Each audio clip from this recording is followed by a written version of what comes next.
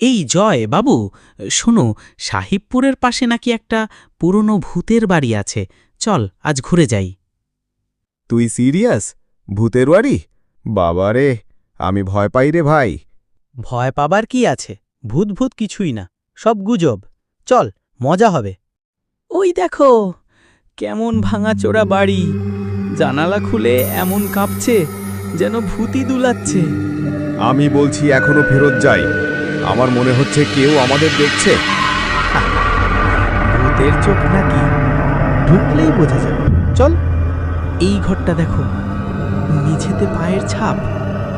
কেউ কি আগে এসেছে? ওই তো, ওই ঘরে আলো জ্বলছে। ভূত! চুপ, কারো আওয়াজ পেলাম না।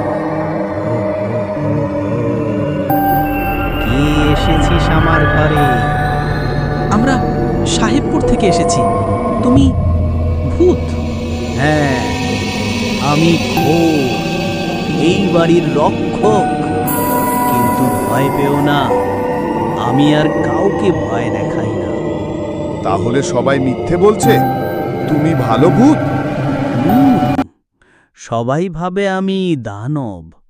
আসলে আমি শুধু চাই কেউ আমার সঙ্গে একটু কথা বলুক। তুমি চাইলে তো আমরা তো বন্ধু হতে পারি। কি বলো বন্ধুরা? হ্যাঁ খোর, এখন থেকে তুই আমাদের চতুর্থ বন্ধু। আর আমি এখন আর ভূতে ভয় পাই না। তোমাদের মতো বন্ধু পেয়ে আমি খুশি। এবার সাহেবপুরে কেউ বলবে না এই বাড়িতে খারাপ কিছু আছে।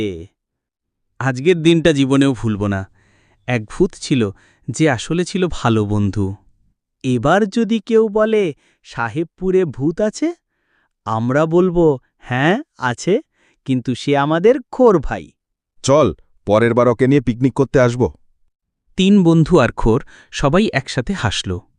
টাইটেল: ভূত যদি বন্ধু হয় তবে ভয় কোথায়।